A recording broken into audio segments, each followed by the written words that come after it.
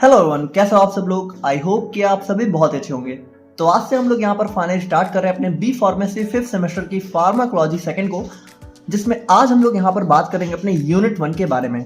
अब देखिए, अगर हम लोग यहाँ पे बात करें ना, तो यूनिट 1 यहाँ पे बहुत ज्यादा लेंदी यूनिट होने वाली है, जिसमें हम लोग यहाँ पे बेसिकली बात करें तो हमें यहाँ पे बहुत सारे, अगर एक ओवरव्यू बात करें तो हमें यहाँ पर कार्डियोवास्कुलर सिस्टम से रिलेटेड जो भी डिजीज हैं उनमें यूज होने वाली जो दवाएं हैं उन्हीं के बारे में हम लोग यहाँ पे यूनिट 1 में डिस्कस करेंगे। अब इसमें अगर हम लोग यहाँ पे बात करें तो यूनिट 1 में देखिए, अगर हम लोग एक ओवरव्यू देखें तो हमें यहाँ पे पढ़ना है अपने कंजेस्टिव हार्ट फेलियर को, हाइपरटेंशन यानी कि हमारा एंटी हाइपरटेंसिव ड्रग्स को, यानी हाइपरटेंशन में यूज होने वाली ड्रग्स को, एंजाइना में यूज होने वाली ड्रग्स को, एरिथमिया में यूज होने वाली ड्रग्स को, और हाइपरलिपिडेमिया में यूज होने वाली ड्रग्स को। यानी कि अगर हम लोग यहाँ पे बात करें तो देखिए, टोटल हमें यहाँ पे जो है 5 अलग अलग टाइप के जो है कार्डियोवास्कुलर सिस्टम से रिलेटेड डिजीज को और उनमें यूज होने वाली दवाओं के बारे में पढ़ना है। और उससे पहले हमें पढ़ना होगा अपने कार्डियोवास्कुलर सिस्टम का बेसिक इंट्रोडक्शन, ताकि हम लोग यहाँ पर ये सारी चीजें बहुत अच्छे से समझ पाए। तो यहाँ पर देखिए, अब एक चीज आप लोग समझिए कि इन पांचों टॉपिक्स को एक सिंगल वीडियो में कवर कर पाना तो बिल्कुल नामुमकिन है, क्योंकि ये वहां पर बहुत ज्यादा लेंदी हो जाएगा, ठीक है, क्योंकि 5 हमारे डिफरेंट टॉपिक्स रहने वाले हैं। तो इसीलिए देखिए, यहाँ पर यूनिट 1 को भी हम लोग यहाँ पर पार्ट्स में कवर करेंगे। देखिए यहाँ पर जहाँ मुझे लगेगा कि वन शॉट हो सकता है वहाँ हम वन शॉट ही कवर करेंगे, बाकी जहाँ पार्ट्स जरूरी होंगे वहाँ पर आप लोग को इस बार पार्ट्स भी देखने को मिल जाएंगे। तो यहाँ पर देखिए, आज हम लोग यहाँ पर बात करेंगे अपने haemodynamics and electrophysiology of heart के बारे में, जिसमें हम लोग यहाँ पे सबसे पहले अपने हार्ट का एक बेसिक इंट्रोडक्शन देखेंगे, बहुत ही डिटेल में समझेंगे कि हार्ट में क्या क्या चीज़ें होती हैं। तो अगर आपने पढ़ भी रखा है तो आप लोग का एक अच्छा खासा रिवीजन हो जाएगा, और नहीं पढ़ा है तो फिर आप लोग एक बेसिक काफ़ी चीज़ें समझ जाओगे हार्ट के बारे में। और उसके बाद हम लोग यहाँ पे अपना इलेक्ट्रोफिजियोलॉजी को काफ़ी डिटेल में डिस्कस करेंगे ही। और अगर हम लोग यहाँ पे बात करें तो देखिए, इसकी जो भी नोट्स हैं वो आपको हमारी website imperfectpharmacy.in per unit 1 complete होने के बाद देखने को मिल जाएगी। और यूनिट 1 हम यहाँ पर बहुत ही जल्द कवर कर देंगे, तो उसके लिए आप परेशान मत होइए। बाकी प्लेलिस्ट में आप लोग को बी फार्मेसी 5th सेमेस्टर की सभी वीडियो जो है देखने को मिल जाएंगी एक एक करके, तो वहाँ पर आप जाके विजिट कर सकते हो। और इन सारी बातों के साथ आप लोग कॉपी और पेन लेके बैठ जाइए और हम लोग अपना आज का वीडियो स्टार्ट करते हैं।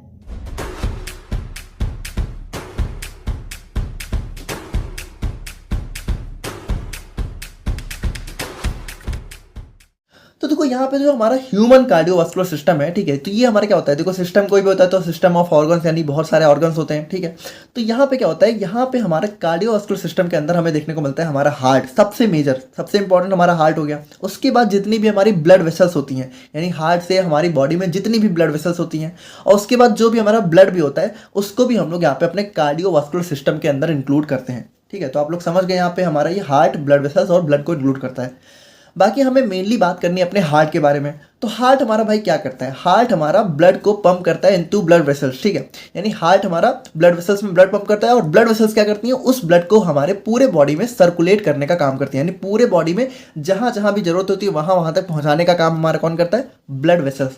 देखो एक चीज याद रखना, हार्ट हमारा ब्लड वेसल्स में ब्लड को पंप करता है, हमारी बॉडी में ब्लड को नहीं पंप करता है। बॉडी में ब्लड को सर्कुलेट करने का काम हमारी ब्लड वेसल्स करती हैं। बाकी यहाँ पे heart is the major organ of circulatory या फिर कार्डियोवास्कुलर सिस्टम, ठीक है। तो कार्डियोवास्कुलर सिस्टम को हम लोग यहाँ पे कभी कभी सर्कुलेटरी सिस्टम भी बोल देते हैं, क्योंकि ये ब्लड का सर्कुलेशन करता है। ऑल्दो इसको हम लोग यहाँ पे ब्लड सर्कुलेटरी सिस्टम बोले तो ज़्यादा अच्छा रहेगा, क्योंकि सर्कुलेटरी सिस्टम हम लोग जो है जब लिम्फेटिक और कार्डियोवास्कुलर को मिलाते हैं तो होता है। चलो वो सारा हमारा टॉपिक नहीं है, बाकी आप लोग एक बेसिक अंडरस्टैंडिंग समझ चुके हो, ठीक है। और अब हम लोग यहाँ पे मेनली बात करते हैं अपने थोड़ा सा हार्ट के बारे में। तो बात करें हम लोग यहाँ पे हार्ट के बारे में, तो देखो कुछ बेसिक बातें तो आप सभी को पता है, जैसे कि हार्ट हमारा एक हॉलो मस्कुलर ऑर्गन होता है जो कि हमारे ब्लड को पंप करता है। बाकी हमारा कोन शेप का होता है, ठीक है, और मीडिया स्टेनम में लोकेटेड होता है। मीडिया स्टेनम यानी कि हमारी कह सकते हो बॉडी के बीचों बीच लोकेटेड होता है, अपर साइड। बेसिकली कुछ लोगों को लगता है कि हार्ट हमारा लेफ्ट साइड होता है, बट ऐसा होता नहीं है। लेफ्ट साइड बेसिकली क्या होता है कि जो हमारा हार्ट का जो कोन शेप है, ठीक है, ये थोड़ा सा हमारे लेफ्ट साइड ज़्यादा निकला होता है, जिसकी वजह से हमें लगता है कि लेफ्ट साइड होता है, जबकि हार्ट हमारा बिल्कुल बॉडी के बीचों बीच होता है। और उसके बाद इसका वेट जो है फीमेल्स में 250 ग्राम और मेल्स में 300 ग्राम, तो ये सभी पता है। मेनली हमें क्या समझना है, हमें ये समझना है कि ये जो हमारा हार्ट है आखिर ये हमारा काम कैसे करता है। तो देखो आप लोग बहुत ध्यान से यहाँ पे अब चीज़ों को देखना, ये सबसे इंपॉर्टेंट पार्ट है। ये चीज़ अगर आप लोग समझ गए तो आप लोग को जो भी डिजीजेज हैं आगे वो बहुत आसानी से समझ में आ जाएंगे। तो देखो हार्ट को भी समझने से पहले सबसे पहले हम लोग समझते हैं अपने ब्लड वेसल्स को। तो देखो मेनली यहाँ पे जो हमारी ब्लड वेसल्स हैं ये हमारी होती हैं 2 टाइप की, ठीक है। तो पहली होती है हमारी आर्टरी, दूसरी होती है हमारी यहाँ पे वेन्स। अब आर्टरी और वेन्स में क्या डिफरेंस है? तो देखो, आर्टरी हमारी वो ब्लड वेसल होती है जिसके अंदर हमारा फ्लो होता है ऑक्सीजनेटेड ब्लड। ऑक्सीजनेटेड का मतलब क्या है कि जो ब्लड हमारा ऑक्सीजन कैरी करता है, यानी कि जिस ब्लड में ऑक्सीजन होता है वो हमारा बहता है आर्टरी में, और जो ब्लड हमारा डीऑक्सीजनेटेड होता है, ठीक है, जिसके अंदर यानी ऑक्सीजन नहीं होता है, वो हमारा फ्लो होता है वेन्स में। और जनरली क्या होता है कि आर्टरी में हम लोग जो है थोड़ा सा रेड कलर से दिखाते हैं, यानी हमारा ऑक्सीजनेटेड ब्लड आर्टरी में फ्लो होता है, और जनरली यहाँ पे वेन्स को हम लोग जो है ब्लू कलर से डिनोट करते हैं, ठीक है। तो यहाँ पे बिल्कुल आप लोग एक चीज़ क्लियर रखना कि वेन्स में हमारा हमेशा क्या होगा, डीऑक्सीजनेटेड ब्लड, और आर्टरी में हमारा क्या होगा, हमेशा ऑक्सीजनेटेड ब्लड। लेकिन यहाँ पे दो एक्सेप्शन केस आते हैं। देखो, हमारी पूरी बॉडी के अंदर कहीं भी कोई भी आर्टरी हो, हमेशा उसके अंदर हमारा ऑक्सीजनेटेड ब्लड ही होगा, यानी रेड कलर का ब्लड होगा। और जो हमारी वेन्स है उसके अंदर थोड़ा सा कह सकते हो हमेशा डीऑक्सीजनेटेड ब्लड होगा, यानी कह सकते हो उसको हम लोग थोड़ा सा ब्लू से दिखाते हैं। लेकिन यहाँ पे जो हमारी बॉडी है उसके अंदर एक हमारी ऐसी आर्टरी होती है और एक हमारी ऐसी वेन होती है जिसमें ये केस हमारा बिल्कुल उल्टा हो जाता है, यानी कि उस हमारी आर्टरी में क्या हो जाता है, डीऑक्सीजनेटेड, और वेन में क्या हो जाता है, ऑक्सीजनेटेड। और इस आर्टरी और इस वेन्स को हम लोग बोलते हैं पुल्मोनरी आर्टरी और पुल्मोनरी वेन्स। तो इतना बिल्कुल क्लियर है ना कि देखो, आर्टरी हमारी क्या होती है जिसके अंदर ऑक्सीजनेटेड, और वेन्स हमारा क्या होता है जिसके अंदर डीऑक्सीजनेटेड। लेकिन पुल्मोनरी आर्टरी हमारी वो आर्टरी होती है जो कि आर्टरी तो होती है लेकिन इसके अंदर होता है डीऑक्सीजनेटेड, और पुल्मोनरी वेन्स हमारी वो वेन्स होती हैं जिसके अंदर जो वेन्स तो होती हैं लेकिन इसके अंदर क्या होता है, ऑक्सीजनेटेड। और इसीलिए इसको हम लोग थोड़ा सा अलग कलर से दिखा देते हैं, जैसे पुल्मोनरी आर्टरी को हम लोग थोड़ा सा वॉयलेट कलर से दिखा देते हैं और पुल्मोनरी वेन्स को ऑरेंज से, ठीक है। इसका मतलब इसके अंदर हमारा ऑक्सीजनेटेड ब्लड है और इसके अंदर डीऑक्सीजनेटेड। तो इतना बिल्कुल क्लियर है ना। अब हम लोग थोड़ा सा देखते हैं अपने हार्ट को, ठीक है। तो देखो, सबसे इंपॉर्टेंट चीज़ जो हार्ट के अंदर हमें देखनी है कि हार्ट के अंदर हमारे होते हैं बेसिकली 4 चैम्बर्स। तो यहाँ पे देखो, अगर आप लोग चारों चैम्बर को देखो तो 1 2 3 4, ठीक है। बाकी इसको थोड़ा सा इधर साइड देखो तो ये हमारा कुछ इस तरीके से होता है 1 2 3 4। और इन चारों का नाम क्या होता है? तो देखो, जो ऊपर के दोनों चैम्बर्स होते हैं इनको हम लोग बोलते हैं एट्रियम, और जो नीचे के दोनों चैम्बर्स होते हैं इनको हम लोग बोलते हैं वेंट्रिकल्स।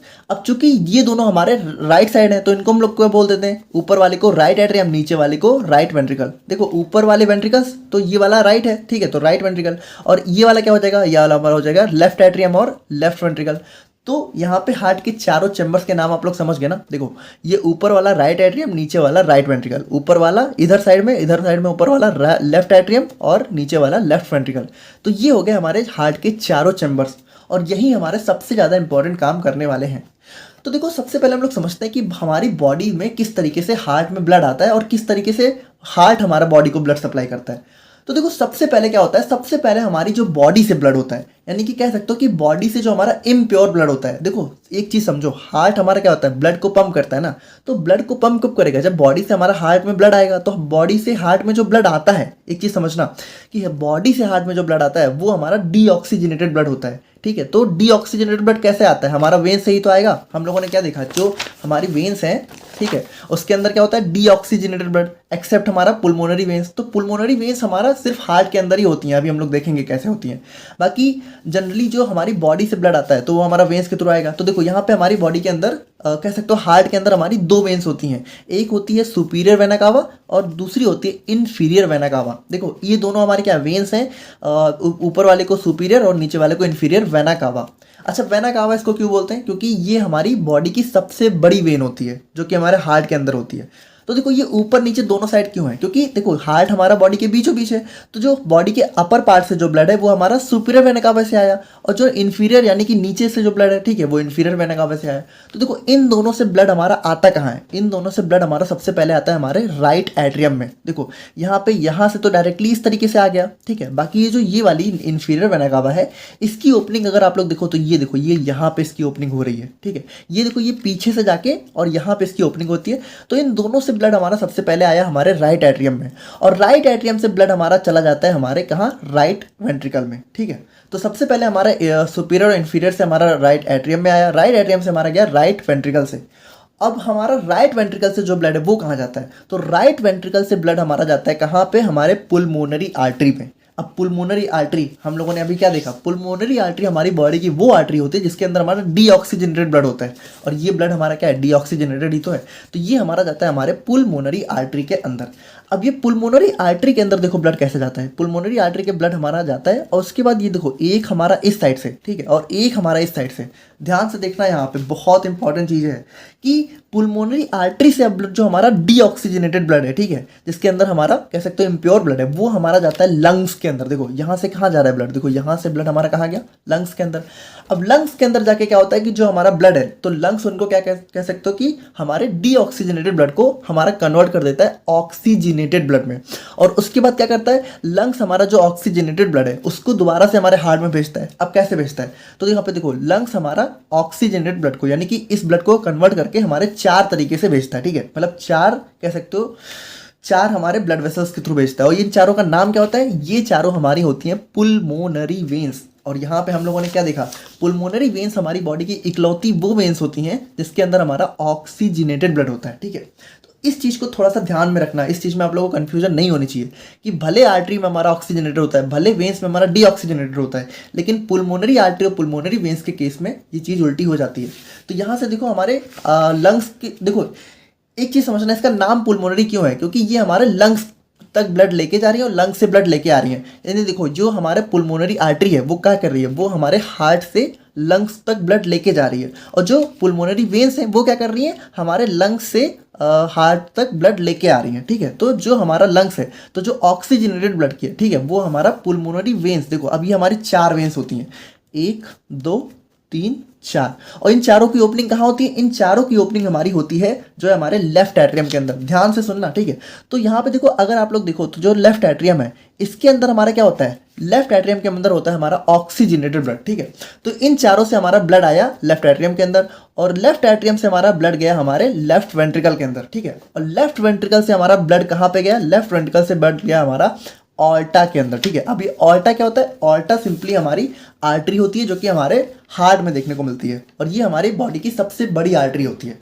देखो सिंपल है, वेना कावा क्या होता है, हमारे बॉडी की सबसे बड़ी वेन होती है, और ऑल्टा क्या होती है, हमारी बॉडी की सबसे बड़ी आर्टरी होती है। और बाकी इनके अंदर सिंपली वेना कावा के अंदर हमारा डीऑक्सीजनेटेड, और आर्टरी के अंदर हमारा, ऑल्टा के अंदर हमारा ऑक्सीजनेटेड ब्लड, ठीक है।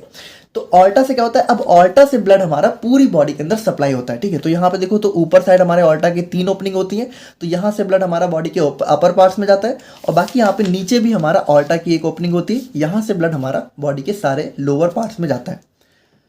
तो इतना आई होप कि आप लोग को बिल्कुल क्लियर हो गया होगा। देखो एक चीज़ बिल्कुल आप लोग को समझ लेनी है कि जो हमारा राइट एट्रियम और राइट वेंट्रिकल है, इसके अंदर होते हैं डीऑक्सीजनेटेड ब्लड। देखो इसको इसीलिए इसको मैंने थोड़ा सा ब्लू से दिखाया। और जो हमारा लेफ्ट एट्रियम और लेफ्ट वेंट्रिकल होता है उसके अंदर होते हैं हमारे ऑक्सीजनेटेड ब्लड, इसको इसीलिए मैंने रेड से दिखाया है, ठीक है।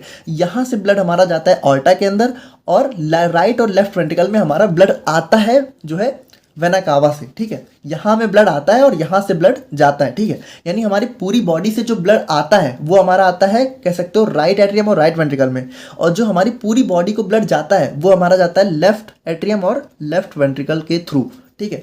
आई होप कि आप लोग को बिल्कुल इतना क्लियर हो गया होगा, ये चीज़ समझना बहुत ज़रूरी है। तो अब यहाँ पे देखो हम लोग थोड़ा सा एक और भी चीज़ों को डिस्कस करें, तो हार्ट की जो हमारी ऊपर की जो लेयर होती है, ठीक है, यानी कह सकते हो ये जो हार्ट की आप लोग को वॉल दिख रही है ऊपरी, तो ये भी हमारी जो है 3, मतलब कह सकते हो 3 लेयर से मिलकर बनी होती है। यानी इस वॉल को अगर हम लोग जूम करके देखें तो यहाँ पे हमारी 3 लेयर से मिलकर बनी होती है। तो जो सबसे अंदर की लेयर होती है, ठीक है, सबसे इनर लेयर होती है, इसको हम लोग बोलते हैं एंडोकार्डियम। जो बीच की लेयर होती है इसको हम लोग बोलते हैं मायोकार्डियम। और ये देखो, ये हमारी सबसे मोटी लेयर होती है, सबसे इंपॉर्टेंट कह सकते हो हमारी मायोकार्डियम होती है। और ये मायोकार्डियम आप लोग ध्यान रख लेना, ये अभी आप लोग को बहुत बार देखने को मिलने वाला है। और उसके बाद जो सबसे अपर लेयर होती है, सबसे मतलब कह सकते हो बाहर की जो लेयर होती है, उसको हम लोग बोलते हैं पेरिकार्डियम। और पेरिकार्डियम के अंदर हमारा एक टाइप होता है एपिकार्डियम, ठीक है। ये हमारी 2 टाइप की होती है, तो उसी के अंदर एक हमारा होता है एपिकार्डियम। तो कभी कभी आप लोग को ये एपिकार्डियम नाम से भी देखने को मिल जाएगा, लेकिन एपिकार्डियम आप लोग को पता होना चाहिए कि ये हमारा पेरिकार्डियम का एक टाइप है, ठीक है। तो ये हमारी सबसे बाहर वाली लेयर हो गई, और ये हमारी बीच वाली, और ये हमारी सबसे अंदर वाली, और ये तीनों क्या है, हार्ट की लेयर है, जो कि हमारे इस तरीके से होती हैं। तो आई होप कि आप लोग को यहाँ पे ये चीज़ें बिल्कुल क्लियर हो गए होंगे। बाकी आप लोग जो है एक बार इस फिगर में भी देख सकते हो कि देखो यहाँ पे क्या है, ये हमारा सुपीरियर और ये हमारी इन्फीरियर वेन का, यहाँ से हमारा ब्लड आता है, ठीक है। राइट एट्रियम से हमारा जाता है राइट वेंट्रिकल में, राइट वेंट्रिकल से जाता है हमारा पुल्मोनरी आर्टरी में, पुल्मोनरी आर्टरी से जाता है हमारा लंग्स में, ठीक है, लंग्स से हमारा ब्लड वापस आता है हमारे पुल्मोनरी वेन से, पुल्मोनरी वेन से आता है लेफ्ट एट्रियम में, लेफ्ट एट्रियम से जाता है लेफ्ट वेंट्रिकल में, लेफ्ट वेंट्रिकल से फिर ब्लड हमारा जाता है ऑर्टा में, और ऑर्टा से हमारा ब्लड जो है पूरी बॉडी के अंदर सप्लाई हो जाता है। इस तरीके से हमारे ब्लड की सप्लाई हमारा हार्ट जो है पूरी बॉडी में करता है। आई होप कि आप लोग को ये चीज़ें बिल्कुल क्लियर हो गई होंगी, बहुत ज़रूरी है समझना। तो अब हम लोग यहाँ पे अपने कार्डियोवास्कुलर डिजीजेस के बारे में बात थोड़ा सा कर सकते हैं। बाकी यहाँ पे वही चीज़ें की जो मैंने आप लोग को बताया कि हमारे हार्ट की अंदर जो है 3 लेयर होती हैं, जैसे पेरिकार्डियम, मायोकार्डियम और एपिकार्डियम, ठीक है। ये हमारी सबसे ऊपर वाली हो गई और ये हमारी बीच वाली है हमारी सबसे इनर हो गई। बाकी चैम्बर्स वही चीज़ है कि हमारे हार्ट के अंदर 4 चैम्बर्स होते हैं, राइट एट्रियम, राइट वेंट्रिकल और लेफ्ट वेंट्रिकल। सब चीज़ आप समझ चुके हो। अब देखो बात करें हम लोग यहाँ पे कंडक्टिंग सिस्टम ऑफ हार्ट की, तो जैसा कि हमें पता है कि हार्ट क्या करता है, हमारी पूरी बॉडी में ब्लड को सर्कुलेट करता है। अब देखो हार्ट ना बिल्कुल हमारे घर में लगे एक मोटर काम करता है, ठीक है। जैसे हमारा मोटर जब चलता है तो हमारे पूरे घर में पानी की सप्लाई होती है, ठीक है। उसी तरीके से जब हमारा हार्ट चलता है तो हमारे पूरे बॉडी में ब्लड की सप्लाई होती है। अब आप लोग मुझे एक बात बताओ कि मोटर कैसे चलता है, अपने आप तो चलता नहीं है, उसके लिए लाइट की जरूरत पड़ती है ना। तो उसी तरीके से ये जो हमारा हार्ट है ये भी अपने आप नहीं चलता है, इसको भी लाइट की जरूरत पड़ती है, ठीक है। इसको भी इलेक्ट्रिक इंपल्सेस की जरूरत पड़ती है, तो उसको यहाँ पे जनरेट करते हैं हमारे यहाँ पे कंडक्टिंग सिस्टम ऑफ हार्ट, ठीक है। यानी कि यहाँ पे हमारे हार्ट के अंदर ऐसा सिस्टम होता है, ठीक है, जो कि आप कह सकते हो कि हार्ट को एक तरह की इलेक्ट्रिसिटी प्रोवाइड करता है, जिसकी वजह से क्या होता है हमारा हार्ट यहाँ पे पंप करता है। यानी सिंपली आप लोग कह सकते हो कि जो हमारा दिल यहाँ पे धड़क रहा है, ठीक है, तो उसके लिए हमारा यहाँ पे कंडक्टिंग सिस्टम ही रिस्पॉन्सिबल होता है। तो यहाँ पे ये क्या होता है, it is a specialized system of heart, ठीक है, made of cardiac muscle fibres, ठीक है। तो यहाँ पे ये जो सिस्टम है ये कार्डियक मसल फाइबर से मिलकर बना होता है, और यहाँ पे ये करता क्या है, they produce and conduct the electrical impulses through out the heart, ठीक है। यानी कि ये जो है हमारे इलेक्ट्रिकल इंपल्सेस एक टाइप की आप कह सकते हो कि इलेक्ट्रिसिटी का फॉर्म होता है, जिसको हमारे पूरे हार्ट में ये प्रोड्यूस करता है। अब the conducting system of heart work as auto rhythmicity. अब ये चीज आप लोग को समझना होगा, ठीक है, कि जैसे जो हमारा हार्ट है वो अपने काम के लिए किसी चीज पे डिपेंड नहीं है, यानी सिंपली आप लोग कह सकते हो कि वो ब्रेन पे नहीं डिपेंड है। देखो यहाँ पे हमारी बॉडी के अंदर जितनी भी एक्टिविटी होती है वो ज्यादातर जो है ब्रेन की वजह से होती है, ठीक है, हमारे ब्रेन पे ही डिपेंड होती है। जैसे हम आप लोगों ने आई का लेक्चर देखा होगा, ठीक है, ईयर का लेक्चर देखा हो, तो अल्टीमेटली हमारे इमेज की फॉर्मेशन हो या फिर सुनने का काम हो वो हमारा ब्रेन के थ्रू ही होता है। लेकिन जो हमारा हार्ट है, ठीक है, तो उसमें ब्रेन का कोई कंट्रोल नहीं होता है, ठीक है, इसका खुद का ही सारा सिस्टम होता है, ठीक है। इसके अंदर ये यहाँ पे किसी चीज पे डिपेंड नहीं होता है। ब्रेन यहाँ पे सिर्फ एक काम कर सकता है कि जो हमारी हार्ट बीट है उसको थोड़ा सा स्लो या फास्ट कर सकता है, लेकिन हार्ट बीट होती अपने आप ही है, ठीक है। तो यहाँ पे ये ऑटो रिदमिसिटी पे वर्क करता है, तो इसके अंदर खुद का ही पूरा सिस्टम होता है। अब यहाँ पे जो हमारा कंडक्टिंग सिस्टम है, ठीक है, तो इसके अंदर हमें 4 मेजर पार्ट देखने को मिलते हैं। जैसे पहला हो गया एसए नोड, ठीक है, दूसरा हो गया एवी नोड, और थर्ड हो गया बंडल ऑफिस, एंड फोर्थ हो गया हमारा यहाँ पे पुरकिंजे फाइबर्स। अब हम लोग यहाँ पे एक एक करके इन सबको देख लेते हैं। जैसे बात करें हम लोग यहाँ पे एसए नोड की, अब देखो ये हमारा बहुत ज्यादा इंपॉर्टेंट होता है। इसको हम लोग यहाँ पे साइनो एट्रियल नोड बोलते हैं, ठीक है, इसका फुल फॉर्म होता है, और इसको हम लोग यहाँ पे natural pace maker of the heart बोलते हैं। अब यहाँ पे देखो आप लोग ध्यान से देखना, ये जो हमारा हार्ट होता है ना, तो यहाँ पे जो राइट एट्रियम होता है, ठीक है, तो इसके ऊपर साइड में हमें जो है एसए नोड देखने को मिलता है, ठीक है। ये देखो जो थोड़ा सा ग्रीन कलर का दिख रहा है। अब यहाँ पे देखो ये नेचुरल पेस मेकर, यानी कि आप लोग बातों को समझना, यही होता है जिसकी वजह से मतलब आप कह सकते हो सिंपली कि यही हमारे हार्ट के अंदर इलेक्ट्रिकल इंपल्सेस को जनरेट करता है। यानी आप कह सकते हो कि हार्ट को जो है बिजली देने वाला यही है, ठीक है। तो ये यहाँ पे क्या करता है, इलेक्ट्रिकल इंपल्सेस को जनरेट करता है, प्रोड्यूस करता है, ठीक है, जो कि क्या करती है, हार्ट के कॉन्ट्रैक्शन एंड रिलैक्सेशन के लिए रिस्पॉन्सिबल होती हैं। अभी हम लोग इसी को देखेंगे अपने कार्डियक साइकिल के अंदर। तो देखो सिंपली आप लोग समझो, हमारा हार्ट जो है जब धड़कता है तो क्या होता है, कॉन्ट्रैक्ट होता है, रिलैक्स होता है, यानी सिकुड़ता है, और उसके बाद दोबारा से जो है नॉर्मल पोजीशन पे आ जाता है। तो उसी को हम लोग बोलते हैं कॉन्ट्रैक्शन रिलैक्सेशन। अभी इसी को हम लोग को कार्डियक आउटपुट में काफी अच्छे से समझना है। It produce electrical impulses approx 100 times पर मिनट, ठीक है, यानी 1 मिनट में ये लगभग 100 बार इलेक्ट्रिकल इंपल्सेस को जनरेट करता है। और यहाँ पे ये जो है हमें राइट एट्रियम के जस्ट बिलो देखने को मिलता है, ठीक है। तो यहाँ पे देखो ये राइट एट्रियम के जस्ट बिलो हमें देखने को मिलता है। और बात करें हम लोग यहाँ पे एवी नोड की, तो इसका फुल फॉर्म होता है हमारे यहाँ पे एट्रियो वेंट्रिकुलर नोड, ठीक है। और यहाँ पे इसको हम लोग second pace maker of heart बोलते हैं। अब देखो यहाँ पे ये खुद से तो इलेक्ट्रिकल इंपल्स जनरेट नहीं करता है, ये करता क्या है, ये जो इलेक्ट्रिकल इंपल्स है जो ऐसे नोड जनरेट करता है ये इससे जो है कलेक्ट करता है, ठीक है। एवी नोड जो है क्या करता है, इलेक्ट्रिकल इंपल्सेस को जो है हमारे ऐसे नोड से कलेक्ट करता है और कहाँ ट्रांसफर कर देता है, बंडल ऑफ हिस, ठीक है। और उसके बाद अभी हम लोग देखेंगे बंडल ऑफिस, तो उसमें ट्रांसफर कर देता है। Impulses from SA node to AV node reach in 0.09 second, ठीक है, यानी अप्रॉक्स इसका ये टाइम होता है। और it lies at the bottom of right atrium, यानी देखो ये राइट एट्रियम के बॉटम में, देखो ये टॉप पे, ये बॉटम में होता है। और बात करें हम लोग यहाँ पे बंडल ऑफिस की, ठीक है, तो इसको हम लोग यहाँ पे AV बंडल्स के नाम से भी जानते हैं। और ये क्या करता है, it receives the impulses from AV node and transmit to the Purkinje fibres. यानी कि अब देखो ये आप लोग को जो थोड़ा ग्रीन कलर का एरिया दिख रहा है, ये होता है हमारा यहाँ पे बंडल ऑफिस। अब देखो इस तरीके से हमारे पूरे हार्ट की वॉल्स में होता है, ठीक है, ऐसे। तो यहाँ पे ये क्या करता है, ये बेसिकली हमारा SA नोड ने हमारे इलेक्ट्रिकल इंपल्सेस को दिया AV नोड को, और AV नोड क्या करता है, इसको ट्रांसफर कर देता है, ठीक है। और अब ये क्या करता है, ये इसको लेके जाता है और ये किस में ट्रांसफर कर देता है, पुरकिंजे फाइबर्स में, ठीक है। तो पुरकिंजे फाइबर्स की बात करें तो यहाँ पे Purkinje fibres are branches of specialised nerve cells, ठीक है। और ये क्या करते हैं, it receives electrical impulses from bundle of His and transfer them very quickly to your right and left heart ventricles, ठीक है। They lies at the wall of right and left ventricles. अब यहाँ पे देखो, आप लोग इस चीज को बहुत ध्यान से समझना, ये होता है हमारा पुरकिंजे फाइबर्स, ठीक है। यानी ये जो हमारा बंडल ऑफिस है, यही आगे चल के फाइबर्स में कन्वर्ट हो जाता है, ठीक है। यानी इसमें देखो ब्रांचेस आप लोग को दिख रही है ना, तो इसमें ब्रांचेस हो जाती हैं और ये पूरे हार्ट में इस तरीके से होता है, राइट और लेफ्ट वेंट्रिकल के साइड स्पेशली, ठीक है। तो ये करता क्या है, देखो सिंपली आप लोग समझो, SA नोड ने इलेक्ट्रिसिटी को जनरेट किया, इसने क्या किया, AV नोड को भेजा, AV नोड ने क्या किया, इसको भेजा, इसने क्या किया, इसको भेजा, ठीक है। और इस तरीके से हमारे पूरे हार्ट में यहाँ पे इलेक्ट्रिकल इंपल्सेस का ट्रांसफर होता है, जिसकी वजह से हमारा हार्ट यहाँ पे धड़कता है, ठीक है। यानी कॉन्ट्रैक्शन करता है, रिलैक्सेशन करता है, जिसकी वजह से यहाँ पे हमारा ब्लड पंप होता है, ठीक है। यानी सिंपली ब्लड पंप करता है। तो फाइनली अब हम लोग यहाँ पे बात करते हैं अपने आज के मेन टॉपिक के बारे में, जो कि हमारा कार्डियक साइकिल। अब कार्डियक साइकिल क्या होता है, देखो ये बहुत इजी टॉपिक है, ठीक है। बस इसमें थोड़ा सा लैंग्वेज आप लोग को समझनी है, बाकी समझने के लिए तो बहुत इजी है, ठीक है। जैसे कि cardiac cycle is defined as sequences of events taking place during each heart beat. यानी कि देखो हमारा जो दिल है, ठीक है, वो धड़कता है, आप लोग को पता है। तो धड़कने को क्या कहते हैं, हार्ट बीट करना, ठीक है। तो जो हमारी हार्ट बीट होती है, तो जो एक हार्ट बीट होती है, यानी कि जब हमारा हार्ट यहाँ पे एक बार बीट करता है, यानी एक बार जब हमारा दिल जो है धड़कता है, ठीक है, तो उस एक बार दिल धड़कने के बीच में यहाँ पे जो भी सीक्वेंसेज होते हैं, यानी एक हार्ट बीट के बीच में क्या क्या चीजें होती हैं, वही होती है हमारी कार्डियक साइकिल। बहुत ही सिंपल है, ठीक है।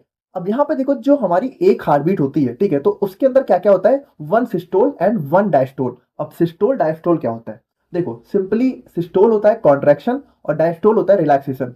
अभी इसको हम लोग देख रहे हैं, ठीक है, अभी आप लोग यहाँ पे कंफ्यूज मत हो, बस सिंपली समझो कि एक बार जब हमारा दिल धड़कता है, तो उसके बीच में जो जो चीजें होती हैं, ठीक है, उसी को हम लोग यहाँ पे कार्डियक साइकिल बोलते हैं। So we can also say cardiac cycle is the time when one systole and one diastole takes place. यानी कि देखो, एक कार्डियक साइकिल क्या होती है, एक हार्ट बीट का टाइम होता है, एक हार्ट बीट में क्या क्या होता है, वन सिस्टोल वन डायस्टोल, ठीक है। यानी दोनों चीजें मिला के हमारी एक हार्ट बीट बनती है। तो हम लोग यहाँ पे कार्डियक साइकिल को इस तरह भी बोल सकते हैं कि एक सिस्टोल और एक डायस्टोल जब होता है, तो उसी टाइम को हम लोग यहाँ पे कार्डियक साइकिल बोलते हैं, ठीक है। अब यहाँ पे ड्यूरिंग सिस्टोल क्या होता है, हार्ट कॉन्ट्रैक्ट, ठीक है, और ड्यूरिंग डायस्टोल हार्ट रिलैक्स। अभी हम लोग इसको देख रहे हैं, ठीक है। अब बात करें हम लोग यहाँ पे time period of cardiac cycle की, ठीक है, तो इसका टाइम पीरियड होता है 0.8 सेकंड। यानी कि जब एक बार हमारा हार्ट यहाँ पे बीट करता है, ठीक है, तो उसकी टाइमिंग होती है 0.8 सेकंड। और नॉर्मल हार्ट बीट की बात करें तो वो होती है हमारी 70 टू 75 बीट पर मिनट। यानी आप लोगों ने अक्सर सुना होगा कि एक मिनट में हमारा दिल जो है 72 बार धड़कता है, ठीक है। तो वही हमारा 70 टू 75, थोड़ा बहुत आगे पीछे हुआ करता है, नॉर्मली हम लोग इसको 72 कहते हैं। अब हम लोग यहाँ पे बात करें स्टेजेस ऑफ कार्डियक साइकिल की, ठीक है, तो एक कार्डियक साइकिल के अंदर यहाँ पे 3 मेन स्टेज होती हैं।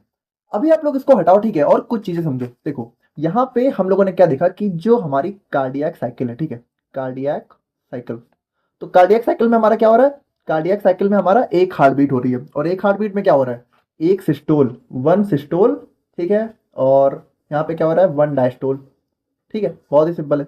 अब सिस्टोल का मतलब क्या है, सिस्टोल का मतलब है कॉन्ट्रैक्शन, ठीक है, कॉन्ट्रैक्शन। और डायस्टोल का मतलब क्या है, रिलैक्सेशन। अब ये कॉन्ट्रैक्शन और रिलैक्सेशन क्या है, देखो बहुत ही सिंपली आप लोग देखो कि ये जो हमारा हार्ट है, ठीक है, तो कॉन्ट्रैक्शन का मतलब क्या होता है, कॉन्ट्रैक्शन का मतलब होता है सिकुड़ना, ठीक है। तो जब ये हमारा हार्ट यहाँ पे सिकुड़ता है, ठीक है, पूरा हार्ट यहाँ पे जब सिकुड़ता है, तो उसको हम लोग बोलते हैं कॉन्ट्रैक्शन, ठीक है। और सिकुड़ने के बाद जब ये फिर से रिलैक्स हो जाता है, यानी फिर से अपनी पोजीशन में आ जाता है, तो उसको हम लोग बोलते हैं रिलैक्सेशन, यानी कि डायस्टोल, ठीक है। समझ गए ना, सिस्टोल में क्या होगा, हार्ट यहाँ पे कॉन्ट्रैक्ट होगा यानी सिकुड़ेगा, और डायस्टोल में क्या होगा, हार्ट जो है फिर से अपनी पोजीशन में वापस आ जाएगा। अब यहाँ पे देखो एक चीज आप लोग समझना कि जो हमारा सिस्टोल है यानी कि जो हमारा कॉन्ट्रैक्शन है ना, तो ये यहाँ पे देखो एक साथ नहीं होता है। यानी ऐसा नहीं होता है कि पूरा हार्ट हमारा जो है एक साथ कॉन्ट्रैक्ट होता है। देखो सबसे पहले एट्रियम कॉन्ट्रैक्ट होता है, यानी कि सबसे पहले हार्ट का ऊपर वाला पार्ट कॉन्ट्रैक्ट होता है, ठीक है। और उसके बाद हमारा हार्ट का नीचे वाला पार्ट कॉन्ट्रैक्ट होता है, ठीक है। यानी ये पहले पहले ऊपर वाला कॉन्ट्रैक्ट हुआ, ठीक है, और नीचे वाला नॉर्मल है, फिर नीचे वाला कॉन्ट्रैक्ट हुआ, ऊपर वाला नॉर्मल है, फिर यहाँ पे दोनों नॉर्मल हो जाते हैं। तो सिंपली हम लोग कह सकते हैं कि जो हमारा सिस्टोल है, ठीक है, यानी कि जो हमारी कॉन्ट्रैक्शन की प्रोसेस है, इसको हम लोग यहाँ पे दो पार्ट में डिवाइड कर सकते हैं, ठीक है। सबसे पहला हमारा क्या हो गया, एट्रियम सिस्टोल, ठीक है, यानी कि एट्रियम का कॉन्ट्रैक्शन, बहुत ही सिंपल है, ठीक है। और उसके बाद हम लोग दूसरा बोल सकते हैं वेंट्रिकल सिस्टोल, ठीक है। वेंट्रिकल सिस्टोल, देखो ऊपर वाला पार्ट एट्रियम, नीचे वाला वेंट्रिकल, तो सबसे पहले ऊपर वाला कॉन्ट्रैक्ट करेगा तो उसको हम लोग बोलेंगे एट्रियम सिस्टोल, और फिर नीचे वाला कॉन्ट्रैक्ट करेगा उसको हम लोग बोलेंगे वेंट्रिकल सिस्टोल, ठीक है, समझ गए। और डायस्टोल हमारा पूरा एक साथ होगा। तो उसी तरीके से यहाँ पे हमारे कार्डियक साइकिल को 3 स्टेज में डिवाइड कर दिया गया है। तो सबसे पहले हमारा एट्रियल सिस्टोल, ठीक है, और उसके बाद हमारा वेंट्रिकुलर सिस्टोल, और फिर हमारा कंप्लीट कार्डियक डायस्टोल, ठीक है। तो वही चीज मैंने आप लोग को बताया, सबसे पहले एट्रियम सिस्टोल, फिर वेंट्रिकल सिस्टोल, फिर हमारा पूरा डायस्टोल। तो 3 स्टेज हो गए। अब इन्हीं तीनों को हम लोग को थोड़ा सा देख लेना है। अब यहाँ पे बात करें हम लोग अपने एट्रियल सिस्टोल की, ठीक है, तो इसकी टाइम ड्यूरेशन होती है 0.1 सेकंड। देखो पूरे कार्डियक साइकिल की टाइम ड्यूरेशन कितनी है, 0.8 सेकंड। तो उस 0.8 में से 0.1 सेकंड हमारा एट्रियल सिस्टोल में जाता है। तो इसमें होता क्या है, देखो सबसे पहले हमारा जो ब्लड है, तो हमें पता है कि सबसे पहले हमारा ब्लड जो है सुपीरियर वेना कावा और इंफीरियर वेना कावा से कहाँ आता है, राइट एट्रियम में, ठीक है। And at the same time 4 pulmonary veins bring oxygenated blood into left atrium. देखो यहाँ पे हमारा क्या है, एट्रियल सिस्टोल, यानी कि एट्रियम का कॉन्ट्रैक्शन, दोनों एट्रियम का, ठीक है। तो यहाँ पे आप लोग को मैंने लास्ट वीडियो में बताया है कि जो हमारा राइट एट्रियम है, इसमें क्या होता है, ये होती है हमारी सुपीरियर वेना कावा, ये होती है इंफीरियर वेना कावा। तो ये दोनों क्या करती हैं, डीऑक्सीजनेटेड ब्लड लाती हैं, ठीक है। और लेफ्ट एट्रियम में क्या होता है, लेफ्ट एट्रियम में मैंने आप लोग को बताया था कि ये जो हमारी पुलमोनरी वेन्स होती हैं, 1 2 3 4, ठीक है। तो ये चारों क्या करती हैं, ऑक्सीजनेटेड ब्लड लंग्स से कहाँ लाती हैं, राइट लेफ्ट एट्रियम में, ठीक है। इतना आप लोग को क्लियर है। तो यहाँ पे इसमें जो हमारा एट्रियल सिस्टोल है, उसमें मेनली होता क्या है, finally in the last step tricuspid valve open and as a result of arterial systole blood transfer into ventricles. यानी कि देखो इसमें होगा क्या, ये होती है हमारे यहाँ पे ट्राइकस्पिड वॉल्व, ठीक है, और ये होती है बाइकस्पिड वॉल्व, ठीक है। दोनों वॉल्व ओपन हो जाती हैं। तो इन दोनों के ओपन होने से होता क्या है, ये जो हमारा इसमें जो हमारा डीऑक्सीजनेटेड ब्लड आया था और इसमें जो हमारा ऑक्सीजनेटेड ब्लड आया था, यानी सिंपली बात करें तो दोनों में जो हमारा ब्लड आया था वो यहाँ से ट्रांसफर हो जाता है राइट वेंट्रिकल में, ठीक है। यानी देखो ये यहाँ पे रिलैक्स हुई, यानी कि इसको आप लोग इसमें देखो, ठीक है। देखो यहाँ पे देखो ये दोनों क्या हुआ, ये दोनों सिकुड़ गए, ठीक है। तो ये दोनों जब सिकुड़ गए, ठीक है, तो हमारा ब्लड क्या हुआ, इसके अंदर आ गया, ठीक है। देखो बहुत ही सिंपली समझ सकते हो, जैसे कोई चीज है उसको उसमें कुछ भरा हुआ है, आप लोग उसको सिकुड़ दोगे तो क्या होगा, वो चीज ट्रांसफर हो जाएगी ना कहीं नीचे। तो यहाँ पे जब ये सिकुड़ते हैं, कॉन्ट्रैक्ट होते हैं, तो ब्लड हमारा कहाँ आ जाता है, राइट एट वेंट्रिकल और लेफ्ट एट्रियम में, बस वही चीज है, ठीक है। और वेंट्रिकुलर सिस्टोल की बात करें तो इसकी टाइम ड्यूरेशन होती है 0.3 सेकंड, ठीक है। अब यहाँ पे when blood comes into left and right ventricle, ठीक है, then as a result of ventricular systole blood from the both ventricles transferred into pulmonary artery and aorta। यहाँ पे आप लोग ध्यान से समझना। अब हमारा क्या हुआ है, ब्लड हमारा इसके अंदर आ चुका है, राइट वेंट्रिकल और लेफ्ट वेंट्रिकल के। तो अब ये दोनों जब कॉन्ट्रैक्ट करेंगे तो होगा क्या, ठीक है, होगा ये कि यहाँ से जो ब्लड है वो हमारा चला जाएगा, देखो राइट वेंट्रिकल वाला ब्लड चला जाएगा पुलमोनरी आर्टरी में, और जो हमारा लेफ्ट वेंट्रिकल है, ठीक है, उससे हमारा ब्लड कहाँ चला जाएगा, ऑर्टा में, ठीक है। देखो इस रेड वाली वेसल में। तो यही चीज तो हमारी लिखी हुई है, blood from both ventricle transferred into pulmonary artery and aorta, ठीक है, बहुत ही simple. After arterial and ventricle systole all the valves get closed. अब देखो ये यहाँ पे एक बहुत ही इंपॉर्टेंट कंसेप्ट होता है कि आप लोग को पता है हमारी हार्ट में 4 वॉल्व होती है, ठीक है। यहाँ पे ट्राइकस्पिड, ठीक है, यहाँ पे बाइकस्पिड, और यहाँ पे क्या होती है पुलमोनरी वॉल्व, और यहाँ पे क्या होती है ऑर्टिक वॉल्व। तो जब हमारा यहाँ पे जो हमारा आर्टेरियल और वेंट्रिकल सिस्टोल है, जब ये कंप्लीट हो जाता है तो ये जो वॉल्व है ना, ये क्लोज हो जाती है। देखो ये बिल्कुल ऐसे होती है कि देखो जब हमारा ब्लड ट्रांसफर होना होता है तो वॉल्व हमारी थोड़ी सी ओपन हो जाती है, ठीक है, ऐसे समझो। देखो ये वॉल्व है ना, तो ये ऐसे ओपन हो गई, और जैसे ही ब्लड ट्रांसफर हो गया ये यहाँ पे फिर से ऐसे बंद हो जाती है, ठीक है, एकदम क्लोज। ऐसा क्यों होता है, ऐसा इसलिए होता है ताकि ये जो ब्लड है ना, ये ऊपर ना जाने पाए, मतलब यहाँ से आने के बाद वापस ना चला जाए, इसीलिए जो वॉल्व है तो ये चारों की चारों यहाँ पे बंद हो जाती है, ठीक है। और यहाँ पे arterial and ventricle systole occurs due to electrical impulses generated by SA node and transferred by AV node. तो हम लोगों ने जो देखा कि जो हमारा इलेक्ट्रिकल इंपल्सेस है, ठीक है, जब वो जनरेट होता है तभी हमारा यहाँ पे सिस्टोल डायस्टोल होती है, ठीक है। तो वही चीज यहाँ पे बताई गई है। और फाइनली बात करें हम लोग यहाँ पे कंप्लीट कार्डियक डायस्टोल की, तो इसकी टाइम ड्यूरेशन कितनी होती है? 0.4 सेकंड।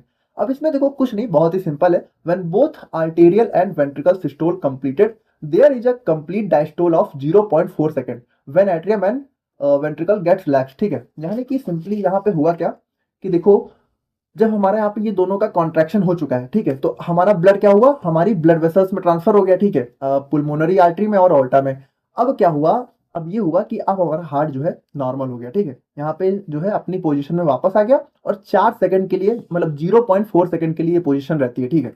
अब यहाँ पे ये कार्डियक डायस्टोल क्यों होता है? Cardiac diastole occurs so that heart get ready for next cardiac cycle. यानी कि देखो, यहाँ पे भैया कॉन्ट्रैक्शन हुआ, ठीक है, तो हार्ट को काफी मेहनत करनी पड़ी, तो हार्ट को भैया थोड़ा सा जैसे आराम भी तो चाहिए। अब इसको बार बार धड़कना है, तो 0.4 सेकंड का ये जो है आराम ले लेता है, ठीक है। यानी यहाँ पे थोड़ा सा रेस्ट कर लेता है ताकि इसको दोबारा से एनर्जी मिल जाए और दोबारा से ये साइकिल जो है स्टार्ट होती रहे। तो इस तरीके से 1 मिनट में हमारी 72 बार जो है ये चीजें होती हैं, ठीक है। अब ये पूरी साइकिल, तो हम लोगों ने क्या देखा? हम लोगों ने देखा कि जो हमारा एट्रियल सिस्टोल है, ठीक है, एट्रियल सिस्टोल हमारा कितना है? 0.1 सेकंड, ठीक है, 0.1 सेकंड। और जो हमारा वेंट्रिकल सिस्टोल है, वेंट्रिकल सिस्टोल, ठीक है, तो वेंट्रिकल सिस्टोल हमारा कितना है? 0.43 सेकंड, है ना, 0.3 सेकंड। और जो हमारा कार्डियक डायस्टोल है, ठीक है, हमारा जब पूरा हार्ट रिलैक्स हो जाता है, तो ये कितना हुआ? 0.4 सेकंड। और इन टोटल को जो करें तो कितना हुआ? 0.8 सेकंड। तो 0.8 सेकंड के अंदर हमारे हार्ट में ये सारी एक्टिविटी देखने को मिलती है। अब देखो, एक छोटा सा कंसेप्ट और होता है। हमारा जो हार्ट है, ठीक है, तो उसकी साउंड आप लोगों ने अक्सर जो है सुना होगा कि धक धक करता है। एक्चुअली में ये धक धक नहीं होती है, इस साउंड को हम लोग बोलते हैं लबडब, ठीक है, लबडब। तो यहाँ पे लबडब होता कब है? देखो, सबसे पहले जब यहाँ पे राइट एट्रियम से राइट वेंट्रिकल और लेफ्ट एट्रियम से लेफ्ट वेंट्रिकल में जब ब्लड ट्रांसफर होता है, ठीक है, तो यहाँ पे ये जो वॉल्व है ना, तो ये वॉल्व सबसे पहले क्लोज हो जाती है। तो जैसे ये दोनों वॉल्व क्लोज होती है, यानी हमारी ट्राइकस्पिड और बाइकस्पिड वॉल्व जब क्लोज होती हैं, तो हमारी साउंड आती है लब की, ठीक है। और जब हमारा ब्लड यहाँ पे राइट वेंट्रिकल और लेफ्ट वेंट्रिकल से हमारे पुल्मोनरी आर्टरी और ऑल्टा में ट्रांसफर होता है, ठीक है, तो यहाँ की वॉल्व क्लोज होती है, और जब यहाँ की वॉल्व क्लोज होती है तब आती है साउंड यहाँ पे डब की, ठीक है। तो ये साउंड होती है हमारी लब और डब की, ठीक है, जो कि हमारे कह सकते हो कि सिस्टोल और डायस्टोल के बीच में ही आती है। यानी आप लोग कह सकते हो कि एक कार्डियक साइकिल में हमारी एक लब और एक डब की आवाज आती है, और उसी को हम लोग यहाँ पे धक धक बोलते हैं, जबकि वो धक धक नहीं लब डब होता है, ठीक है। अच्छा देखो, एक छोटी सी चीज आप लोग और सुनते जाओ। अच्छा, आप लोगों ने एक चीज नोटिस की कि नहीं की? देखो, ये इस यहाँ पे हमारा जो हार्ट है, इस ये हमारा राइट साइड है, ये हमारा लेफ्ट साइड है, लेकिन एक्चुअल में हम लोग देखें तो ये तो हमारा राइट साइड होता है, ये होता है हमारा लेफ्ट साइड। तो हार्ट में तो ये राइट इधर दिखाया जाता है और लेफ्ट इधर। तो एक्चुअल में ना ये इसलिए दिखाया जाता है क्योंकि इसको आप लोग ऐसे मत देखो, इसको आप लोग यहाँ पे ऐसे देखो, ठीक है। इसको आप लोग अपने हार्ट हार्ट की तरीके से देखो, देखो इसको आप लोग अपने हार्ट के पास लगा के देखो। अब देखो क्या हुआ, अब देखो राइट इधर आ गया, लेफ्ट इधर आ गया, ठीक है। तो इस तरीके से यहाँ पे डिफाइन किया जाता है राइट और लेफ्ट को, ठीक है। बाकी अगर हम लोग यहाँ पे बात करें अपने इलेक्ट्रोफिजियोलॉजी ऑफ हार्ट के बारे में, तो देखिए, अगर आप लोगों ने न्यूरॉन की इलेक्ट्रोफिजियोलॉजी को पढ़ा था, ठीक है, तो ये टॉपिक थोड़ा सा आप लोग को इजीली समझ में आ जाएगा। बाकी नहीं भी पढ़ा है तो हम लोग इसको बहुत ही सिंपली समझेंगे, इसमें कुछ खास है नहीं, ठीक है। बाकी इसमें मेनली हम लोग यही देखेंगे कि जैसा कि हम लोगों ने देखा कि हार्ट का जो है खुद का ही कंडक्टिंग सिस्टम होता है, मतलब वो ऑडो रिथमिसिटी पे वर्क करता है, मतलब उस हार्ट को जो है काम करने के लिए यहाँ पे नर्वस सिस्टम की ज़रूरत नहीं होती है। यहाँ पे नर्वस सिस्टम यहाँ पे हमारे हार्ट की पंपिंग को कंट्रोल नहीं करता है, ठीक है। तो यहाँ पे वही चीज़ हम लोग देखने वाले हैं कि किस तरीके से यहाँ पे हार्ट में हमारे इम्पल्स का जनरेशन होता है, ठीक है, और किस तरीके से हमारा यहाँ पे जो भी हमारा हार्ट है वो बीट करता है, ठीक है। तो देखिए, वैसे तो हम लोगों ने समझ लिया कि हमारा एसए नोड होता है, ठीक है, एवी नोड होता है, यही सारी चीज़ें। एसए नोड ही हमारा पेस मेकर ऑफ हार्ट होता है, ठीक है, वही बेसिकली हमारा इलेक्ट्रिकल इम्पल्स को जनरेट करता है हमारे हार्ट में। लेकिन थोड़ा सा हम लोग देखेंगे कि एक्चुअल में उसमें क्या क्या फेजेस होते हैं, किस तरीके से, बस वही चीज़ें हमें इसमें देखनी है। तो अगर हम लोग यहाँ पे बात करें तो electrophysiology of heart refers to the study of electrical processes that governs the function of heart, मतलब कि किस तरीके से हमारी इलेक्ट्रिकल प्रोसेस होती हैं जो कि हमारे हार्ट के फंक्शन को गवर्न करती हैं। Particularly how they generates and conduct electrical impulses, मतलब किस तरीके से हमारे हार्ट के अंदर इलेक्ट्रिकल इम्पल्स का कंडक्शन और जनरेशन होता है, ठीक है। वैसे हम लोगों ने देख लिया कि कहाँ से हमारा एसए नोड जनरेट करता है, उसके बाद किस तरीके से पुरकिंजे फाइबर्स और एबी नोड की हेल्प से पूरे हार्ट में उसका जनरेशन होता है। लेकिन ये एक्चुअल में मतलब इसके अंदर क्या मैकेनिज्म एंजाइम होती है, कौन से यहाँ पे कह सकते हो आयंस का रोल होता है, वो हम यहाँ पे देख रहे होंगे। These electrical impulses coordinate the contraction of heart muscles ensuring proper blood flow. और इसी की वजह से क्या होता है, हमारा हार्ट कॉन्ट्रैक्ट करता है, रिलैक्स करता है, जिसकी वजह से हमारी पूरी बॉडी में ब्लड फ्लो होता है। अब देखिए, अगर हम लोग मोटी मोटा समझना चाहें तो इलेक्ट्रोफिजियोलॉजी ऑफ हार्ट के जो है हमारे सिंपल से पांच फेजेस होते हैं, ठीक है। पहला हमारा जीरो हो जाता है, बाकी फेज 1, फेज 2, फेज 3, फेज 4, तो इस तरीके से हमारे 5 फेज होते हैं। अब देखिए, थोड़ा सा हम लोग यहाँ पे समझते हैं कि देखिए जो हमारे हार्ट की सेल्स होती हैं वो दो नेचर की होती हैं। एक हमारी कंडक्टिंग नेचर की होती हैं, जैसे हमारा एसए नोड हो गया, एवी नोड हो गया, ठीक है, ये हमारी कंडक्टिंग नेचर की सेल्स हो गई।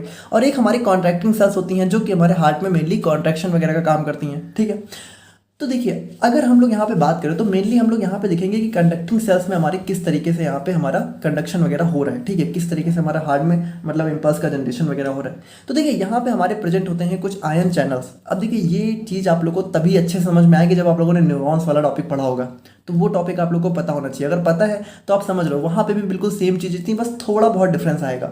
जैसे यहाँ पे आप लोग को पता है कि जैसे जो हमारी सेल मेम्ब्रेन होती है वहाँ पे हमारे कुछ आयन चैनल्स प्रेजेंट होते हैं, और यहाँ पे हमारा कुछ पोटेंशियल डिफरेंस होता है, ठीक है। तो एक हमारा होता है रेस्टिंग मेम्ब्रेन पोटेंशियल, यानी कि जब भी हमारी जो सेल है, ठीक है, जब उसको यहाँ पे कोई भी इम्पल्स वगैरह नहीं मिला, यानी कि उसको कोई काम नहीं करना है, आप ये समझिए कि हार्ट की जो मसल्स होती हैं, ठीक है, उसकी जो सेल्स है जब वो बिल्कुल रेस्टिंग स्टेज में होती हैं।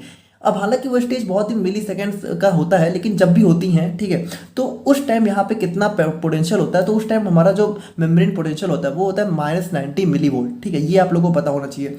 नाउ सेकंड थिंग कि ये बहुत जनरल सी बात है कि जो हमारा सेल मेम्ब्रेन होती है तो उसके आउटर मतलब कि एक्स्ट्रा सेलुलर पार्ट में हमारा पॉजिटिव चार्ज ज़्यादा होते हैं और इंट्रा सेलुलर में हमारे निगेटिव चार्ज ज़्यादा होते हैं। ये हमारा रेस्टिंग मेम्ब्रेन पोटेंशियल होता है, ठीक है, जहाँ पे ये सारी चीज़ें होती हैं, पॉजिटिव बाहर जाता है, निगेटिव अंदर जाता है, -90 मिलीवोल्ट यहाँ पे मेम्ब्रेन पोटेंशियल है। उसके बाद यहाँ पे हमारे कुछ आयन चैनल्स प्रेजेंट होते हैं।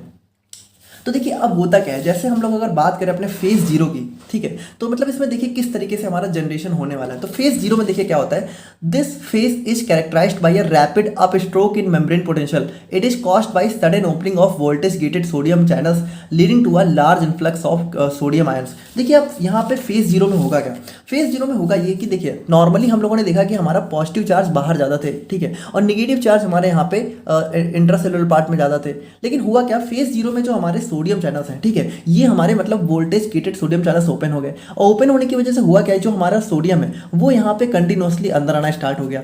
अब ये बताइए, सोडियम के पास कौन सा चार्ज है, पॉजिटिव, है ना। तो यहाँ पे होगा क्या कि अल्टीमेटली यहाँ पे ये इतने ज़्यादा अंदर आ गए कि ये जो हमारा -90 मिलीवोल्ट था, ये हमारा जो है बढ़ते बढ़ते ये पोटेंशियल चला गया 30 मिलीवोल्ट पे, ठीक है। और 30 मिलीवोल्ट पे जब गया तो हुआ क्या कि यहाँ पे अब देखिए, इसका मतलब यहाँ पे इतने ज़्यादा Na+ आ चुके हैं कि अंदर का जो हमारा पोटेंशियल है वो हमारा हो चुका है पॉजिटिव, ठीक है, और ये जो बाहर वाला जो हमारा कह सकते हो बाहर जो एक्स्ट्रा सेलुलर पार्ट में जो चार्ज है वो हमारा हो चुका है नेगेटिव, ठीक है, यानी हमारा जो है पोल कह सकते हो डीपोलराइज हो गए, ठीक है, मतलब इस फेज को हम लोग बोलते हैं डीपोलराइजेशन, ठीक है। तो यहाँ पे मतलब कि डीपोलराइजेशन हो गया, यानी बाहर अंदर जो है पॉजिटिव चार्ज ज़्यादा हो गए, बाहर नेगेटिव हो गए, क्योंकि Na+ हमारा बहुत सारा कंटिन्यूसली अंदर आया जा रहा है, ठीक है। Now the cell membrane potential becomes more positive moving around -90 millivolt तो 30 मिलीवोल्ट। तो वही चीज़ है कि हमारा -90 से जो है हमारा +30 मिलीवोल्ट पे हमारा सेल मेम्ब्रेन पोटेंशियल पहुंच चुका है। This triggers the muscle contraction. और देखिए, इसी की वजह से क्या होता है, इसी की वजह से हमारा हार्ट में जो है मसल कॉन्ट्रैक्शन स्टार्ट हो जाता है, ठीक है, मतलब यहाँ से हमारा मसल कॉन्ट्रैक्शन स्टार्ट हो चुका है, ट्रिगर हो चुका है। नाउ अब इसमें हमारा आता है नेक्स्ट फेज, जो कि हमारा हो जाता है फेज 1। अब फेज 1 में देखिए क्या होता है, फेज 1 में हमारा सोडियम चैनल क्लोज हो जाते हैं, यानी देखिए अब ये जो हमारा Na+ है ये हमारा हो चुका है क्लोज, ठीक है, ये बंद हो गया। अब ये बंद हो गया तो अंदर आना Na+ बंद हो चुका है, ठीक है। Now and there is a transient outward flow of potassium ions through K+ channels. अब यहाँ पे क्या होता है, जैसे हमारा ये बंद होता है तो हमारा यहाँ पे K+ चैनल्स ओपन हो जाते हैं, और जब ये ओपन होते हैं तो होता क्या है कि यहाँ से हमारा K+ बाहर की तरफ जाने लगता है, ठीक है, मतलब K+ नॉर्मली क्या होता है हमारे इंट्रासेलुलर पार्ट में ज़्यादा होता है और Na+ बाहर ज़्यादा होता है। तो यहाँ पे देखिए क्या हुआ, Na+ काफ़ी अंदर आ चुका था, जिसकी वजह से हमारा मेम्ब्रेन पोटेंशियल पूरा पॉजिटिव हो गया था। लेकिन अब क्या हुआ कि अंदर से हमारे सेल के इंट्रासेलुलर पार्ट से हमारा K+ बाहर जाना स्टार्ट हो गया। अब जब K+ बाहर जाना स्टार्ट हुआ तो हुआ क्या, देखिए अब यहाँ से अंदर से पॉजिटिव चार्ज बाहर जा रहा है, यानी कि ये जो पॉजिटिव हमारा अंदर बढ़ा था ये धीरे धीरे थोड़ा सा कम होना स्टार्ट होगा। तो देखिए होता क्या है कि हमारा K+ बाहर जाना स्टार्ट तो करता है, और थोड़ा सा कह सकते हो कि जो हमारा पोटेंशियल है वो यहाँ पे 30 मिलीवोल्ट से घट के जो है कह सकते हो 0 मिलीवोल्ट पे आता तो है, ठीक है, 0 मिलीवोल्ट के आसपास आ तो जाता है और कम होना चाहता है। लेकिन तभी होता क्या है, तभी आप लोग देखना, this creates a little small dip in membrane potential. मतलब इसकी वजह से क्या होता है, जब पॉजिटिव चार्ज बाहर जाने लगता है तो यहाँ पे थोड़ा सा एक स्मॉल डिप आता है, मतलब 30 मिलीवोल्ट से पोटेंशियल घट के जो है 0 मिलीवोल्ट हो जाता है। This phase is known as initial और पार्शियल रीपोलराइजेशन। अब देखिए यहाँ पे होता क्या है कि हमारी जो पोल है, ठीक है, वो रीपोलराइज होने वाली तो थी क्योंकि के प्लस कंटिन्यूसली बाहर जाने लगता है, लेकिन तभी होता क्या है, तभी हमारा स्टार्ट हो जाता है फेज 2, ठीक है। और फेज 2 में क्या होता है, फेज 2 में ये होता है कि सबसे पहली बात इसको हम लोग यहाँ पे प्लेट्यू फेज के नाम से जानते हैं, और बाकी देखिए अभी क्यों जानते हैं वो हम लोग देखेंगे। यहाँ पे क्या होता है, हमारा Ca2+ का चैनल ओपन हो जाता है। मतलब यहाँ पे देखिए हुआ क्या था कि फेज 1 में हमारा K+ चैनल ओपन हो गया, ठीक है, तो K+ बाहर जाने लगा, जिसकी वजह से मेम्ब्रेन पोटेंशियल थोड़ा सा घट के 0 मिलीवोल्ट पे आ गया। लेकिन यहाँ पे हमारा क्या हुआ कि फेज 2 में हमारे कैल्शियम चैनल्स ओपन हो गए। अब जब कैल्शियम चैनल्स ओपन हुए तो ये अंदर की तरफ, यानी कि यहाँ पे क्या हुआ, हमारा कैल्शियम अंदर की तरफ आने लग गया। अब आप एक बात बताइए कि यहाँ पे एक तरफ पॉजिटिव चार्ज बाहर जा रहा है, एक तरफ पॉजिटिव चार्ज अंदर आ रहा है, तो यहाँ पे क्या कोई डिफरेंस होगा भाई? एक तरफ बाहर जा रहा है, एक अंदर जा रहा है, तो ओवरऑल ये बराबर हो जाएगा। यानी कि जो हमारा मेम्ब्रेन पोटेंशियल था वो जो हमारा थोड़ा कम होना स्टार्ट हुआ था, अब ये यहीं पे रुक जाएगा। मतलब ये 0 मिलीवोल्ट के आसपास, मतलब ये 0 एग्जैक्ट नहीं होता है, इसके आसपास यहाँ पे ये रुक जाएगा। और होगा क्या, ये फेस हमारी थोड़ी देर तक चलती रहेगी, और इसीलिए इसको हम लोग यहाँ पे प्लेट्यू फेस बोलते हैं। इसको आप लोग ध्यान से देखना। Ca2+ channel allowing Ca2+ to enter the cell slowly while K+ continues to exit। यानी यहाँ पे क्या हो रहा है कि Ca2+ अंदर आ रहा है, K+ बाहर जा रहा है continue. L type calcium channels open while some K+ channels remains open. मतलब कि यहाँ पे क्या होता है, बेसिकली हमारे L टाइप के कैल्शियम चैनल्स होते हैं, ठीक है। मतलब इसमें 2-3 टाइप के चैनल्स होते हैं, एक L टाइप होता है, T टाइप होता है, ठीक है। तो T टाइप थोड़ा मतलब ये सब स्लो फास्ट होते हैं, तो उतना आप लोग डीप में मत जाइए। सिंपली समझिए कि यहाँ पे K+ का चैनल भी ओपन है और कैल्शियम का चैनल भी ओपन है, ठीक है। तो कैल्शियम अंदर आ रहा है, K+ बाहर जा रहा है। The inflow of calcium balances the outflow of K+। यानी कि जो हमारा पोटेशियम बाहर जा रहा है उसको यहाँ पे बैलेंस कर देता है हमारा कैल्शियम अंदर आके। तो एक स्टेबल स्टेट बनी रहती है, causing the membrane potential to remains relatively stable. यानी कि जिसकी वजह से क्या होता है कि मेम्ब्रेन का जो पोटेंशियल है वो लगभग स्टेबल हो जाता है। मतलब कि जितना हमारा घट के आया होता है उतने पे ही थोड़ी देर के लिए रुक जाता है। This plateau phase prolongs the action potential. और देखिए इसी की वजह से क्या होता है, इस प्लेट्यू फेज की वजह से क्या होता है कि जो हमारा एक्शन पोटेंशियल है ना, देखिए एक्शन पोटेंशियल का मतलब है कि वही कि जो हमारा मतलब कि हार्ट को एक्शन करने के लिए जितना पोटेंशियल चाहिए होता है, तो हार्ट को एक्शन करने के आप मान के चलिए कि भाई हमारा ये पोटेंशियल चाहिए होता है, तो ये थोड़ी देर के लिए हमारे एक्शन पोटेंशियल को मेंटेन करता है, ठीक है। मतलब कि ताकि जो ensuring sustain contraction of heart muscles necessary for effective pumping, ताकि जो हमारी हार्ट मसल्स है वो थोड़ा अच्छे से कॉन्ट्रैक्ट हो सकें। क्योंकि आप लोगों ने जब पढ़ा था तो आप लोगों ने पढ़ा होगा कि कॉन्ट्रैक्शन फेस हमारा ज़्यादा देर तक चलता है, ठीक है। तो कॉन्ट्रैक्शन अच्छे से होता रहे, इसकी वजह से ये थोड़ी देर के लिए यहाँ पे प्लेट्यू फेस आ जाता है, यानी यहाँ पे हमारा फेस जो है बराबर हो जाती है। अब नेक्स्ट फेस में देखिए क्या होता है, अब हमारा फाइनली आ जाता है फेस नंबर 3, जिसमें हमारे जो कैल्शियम चैनल्स हैं वो यहाँ पे ये भी हमारे यहाँ पे क्लोज हो जाते हैं, while K+ continues to leave the cell. और जबकि यहाँ पे K+ क्या होता है, ये कंटिन्यू बाहर जाते रहते हैं। अब यहाँ पे देखिए, अब यहाँ पे भाई ये यहाँ पे क्या हो रहा है, पॉजिटिव चार्ज बाहर जा रहा है और इसको बैलेंस करने के लिए कोई अंदर तो आ नहीं रहा है। तो अब क्या होगा, धीरे धीरे अब यहाँ पे फिर से जो हमारी मेम्ब्रेन है तो पॉजिटिव अंदर से बाहर जाता जा रहा है, जिसकी वजह से क्या होगा, मेम्ब्रेन हमारी फिर से जो है अंदर हमारी नेगेटिव चार्ज हो जाएगी और बाहर हमारी फिर से पॉजिटिव चार्ज हो जाएगी, ठीक है। और जो हमारा मेम्ब्रेन पोटेंशियल था वो दोबारा से हमारा 30 मिलीवोल्ट से घट के -90 मिलीवोल्ट यानी कि रेस्टिंग स्टेज पे आ जाएगा, ठीक है। तो K+ channels dominates as Ca2+ channels close, ठीक है, क्योंकि K+ चैनल डोमिनेट कर देते हैं, क्योंकि Ca2+ बंद हो जाता है, जिसकी वजह से क्या होता है, the membrane potential returns to its resting stage, यानी कि ये हमारा रेस्टिंग स्टेज पे आ जाता है। Due to continued efflux of K+, क्योंकि हमारा K+ जो है कंटिन्यू बाहर जाते ही जा रहा है। The cell repolarises and preparing for next cycle of depolarisation. और देखिए इसी फेज को हम लोग बोलते हैं रीपोलराइजेशन। देखिए रीपोलराइजेशन का मतलब है कि जैसा हमारा मेम्ब्रेन पोटेंशियल पहले था वैसे ही दोबारा हो गया, ठीक है। तो वही चीज़ है कि पहले हमारा डीपोलराइजेशन होता है, फिर हमारा रीपोलराइजेशन होता है। तो वही चीज़ है, बाकी इसमें कुछ खास है नहीं, ठीक है। अगर आप लोगों ने न्यूरॉन वाला टॉपिक अच्छे से पढ़ा था तब तो ये बहुत ईजी लग रहा होगा। बाकी अगर हम लोग यहाँ पे फेज 4 की बात करें तो the cell remains at its resting membrane potential until it is depolarize again by new stimulus. यानी कि वही चीज़ है कि जब हमारे हार्ट को दोबारा कॉन्ट्रैक्शन नहीं करना होता है तब तक हमारी सेल थोड़ा सा रेस्टिंग स्टेज पे चली जाती है, और ये हमारा बहुत ही कम टाइम के लिए होता है, ठीक है। K+ channels maintains the resting membrane potential by allowing K+ to flow out while Na+ K+ ATPase pump relatively maintain ion gradient, ठीक है। तो यहाँ पे वही चीज़ है कि हमारा जो है बेसिकली हमारे सोडियम पोटेशियम का एक पंप होता है, जिसकी वजह से हमारे 3 सोडियम बाहर जाते हैं, 2 K+ अंदर आता रहता है, ठीक है। तो उसकी वजह से हमारा मेंटेन रहता है। बाकी the cell in its resting stage at around -90 millivolt awaiting the next depolarization phase. तो वही चीज़ है कि हमारा जो है अभी हमारा थोड़ी देर के लिए 90 मिलीवोल्ट पे मेंटेन रहती है, फिर हमारा नेक्स्ट दोबारा से यही प्रोसेस स्टार्ट हो जाती है, क्योंकि देखिए हार्ट कॉन्ट्रैक्शन तो कंटिन्यू चलने वाली प्रोसेस है ना। और ये टोटल हमारा कितना होता है, 0.8 सेकंड का लास्ट वीडियो हम लोगों ने देखा था। बाकी अगर हम लोग इसको थोड़ा सा ग्राफ में देखना चाहें तो देखिए यहाँ पे क्या होता है, जैसे ये हमारा हो गया देखिए हम लोगों ने देखा था ना फेज 4 हमारी क्या होती है, फेज 4 में हमारा हार्ट जो है रेस्टिंग स्टेज पे होता है। तो देखिए ये हमारी रेस्टिंग स्टेज होती है। फिर हमारा फेज 0 स्टार्ट होता है जिसमें हमारा क्या होता है, रैपिड डीपोलराइजेशन। रैपिड डीपोलराइजेशन में क्या होता है, सीधे हमारा -90 से +30 के आसपास हमारा पोटेंशियल पहुंच जाता है। तो देखिए ये हमारी फेज 0 हो गई। अब फेज 0 के बाद देखिए क्या होता है, फेज 0 के बाद हमारा यहाँ पे फेज 1 स्टार्ट होता है जिसमें हमारा इनिशियल मतलब कह सकते हो एक पार्शियल रीपोलराइजेशन स्टेट आती है। मतलब कि इसमें क्या होता है कि धीरे से मतलब नीचे आना स्टार्ट तो होता है लेकिन फिर यहाँ पे रुक जाता है। क्यों? क्योंकि यहाँ पे हमारा K+ और Ca2+ बैलेंस कर देते हैं। और ये देखिए ये सेकंड फेज में क्या होता है, K+ और Ca2+ थोड़ी देर के लिए बैलेंस करके रखते हैं जिसकी वजह से मेंटेन रहता है। और फिर एट लास्ट में 3 फेज में क्या होता है, दोबारा हमारा C+Ca+ बंद हो जाता है और K+ कंटिन्यू बाहर जाता रहता है जिसकी वजह से दोबारा ये गिर के हमारा जो है नॉर्मल से नॉर्मल यानी -90 मिलीवोल्ट पे वापस आ जाता है। तो देखिए यही होता है हमारे फेजेज ऑफ एक्शन पोटेंशियल। बहुत ही सिंपल सा टॉपिक था, आई होप कि आप लोग समझ गए होंगे। वैसे देखिए कहने को तो हम लोगों ने बहुत सिंपली देख लिया है, वैसे ये थोड़ा सा बहुत ही डीप टॉपिक भी है, ठीक है, अगर हम लोग बहुत डीपली जाएं, बट उतने में आप लोग पक्का कंफ्यूज हो जाओगे। एंड सेकंड थिंग कि ये टॉपिक ना तो आप लोग के एग्जाम पॉइंट ऑफ व्यू से बहुत ज़्यादा इंपॉर्टेंट है, बहुत रेयरली पूछा गया है, और दूसरा कॉम्पिटिटिव एग्जाम्स में भी इस टॉपिक की कोई बहुत ज़्यादा वैल्यू नहीं है, ठीक है। तो इसीलिए हम लोगों ने इसको उतना ही देखा है जितना आपके लिए नेसेसरी था। बाकी अब हम लोग थोड़ा सा बात करते हैं अपने हीमोडायनेमिक्स के बारे में। अब देखिए हीमोडायनेमिक्स, बेसिकली हीमोडायनेमिक्स का मतलब क्या है कि hemodynamics refers to the study of blood flow and forces involve in the circulation of blood throughout the body. देखिए डायनेमिक्स का सिंपल सा मतलब होता है मोशन, और हीम का मतलब यहाँ पे ब्लड से। तो ब्लड हमारी बॉडी में किस तरीके से मूव करता है, उसमें कौन कौन सी फोर्सेज इन्वॉल्व होती हैं, कौन कौन सी चीज़ें होती हैं, उसी को हम लोग यहाँ पे इसके अंदर पढ़ते हैं, ठीक है। बाकी it focuses on understanding how heart pumps blood and how blood flows through the circulatory system. तो वही चीज़ है कि किस तरीके से हमारा हार्ट ब्लड को पंप करता है और किस तरीके से वो हमारा सर्कुलेटरी सिस्टम में फ्लो होता है। अब देखिए इसके अंदर वैसे बहुत सारे टॉपिक हो सकते थे लेकिन हम लोगों ने कुछ इंपॉर्टेंट टर्म्स को ही डिस्कस किया जो कि ज़रूरी हैं, और बाकी कुछ और भी इंपॉर्टेंट टर्म है तो उनको हम लोग यहाँ पे जैसे जैसे हमारी डिजीज को डिस्कस करेंगे तो वहीं पे आता रहेगा, हम लोग देखते रहेंगे, ठीक है। बाकी जो इंपॉर्टेंट थे वो हम लोगों ने यहाँ पे डिस्कस किए हैं। जैसे इसमें सबसे पहला तो हमारा कार्डियक आउटपुट आ जाता है जो आप लोगों ने ऑलरेडी पढ़ लिया इसका। ये हमारा क्या होता है, it defined as amount of blood that heart pumps in 1 minute, ठीक है। और इसकी वैल्यू लगभग यहाँ पे 5 लीटर के आसपास होती है। अब इसका फॉर्मूला होता है हमारा heart rate into stroke volume, ठीक है।